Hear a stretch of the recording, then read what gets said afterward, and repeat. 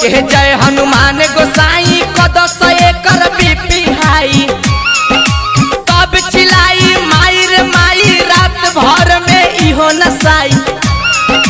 जब लड़का के बनी माई बंगल ही खेलावत जाई खड़े खड़े चाहे गमछा बिछाई करस एकर ढोरी चटाई। भवसागर ई पार हो जाई कथा पुरान है भ्रट जुग की।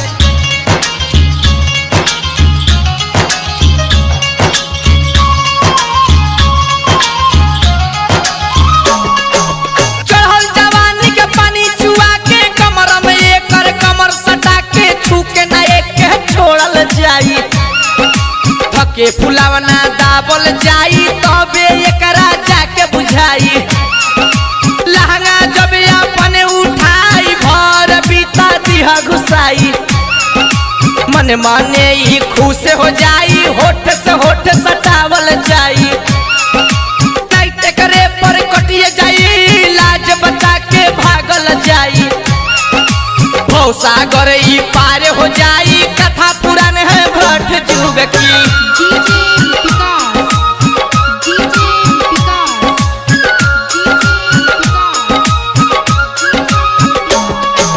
रघुपति राघव राजा नाम सीखे के मन बट दलमायाम भले हम हो के बदनाम। एड़ी से एड़ी लड़ावल जाई तबे माजा बहुते आई। गाले एकर के चिकावल जाई धोके खूबे हचकावल जाई। गाले पचीन्हा होई जाई तबे त छौड़ी रोई जाई। बारी बारी से सभे जाई भवसागर ई पार हो जाई कथा पुरान है भ्रट जुग की।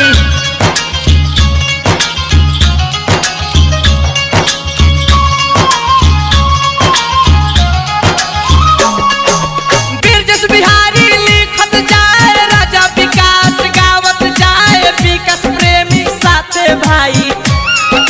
सौरभ सवरिया साच बताई सुनह लाला किशन भाई। ढोरी पे चाटी मलाई एकाएक प्लान बनाई।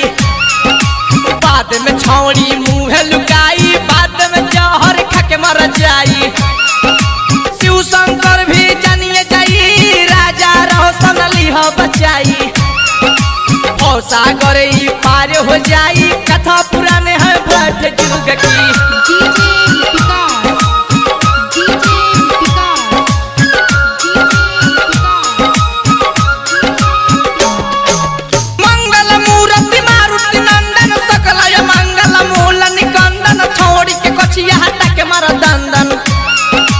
बोल के जय हनुमान गोसाई कदस एकर बीपी हाई तब चिलाई माई रे माई रात भर में इहो नसाई।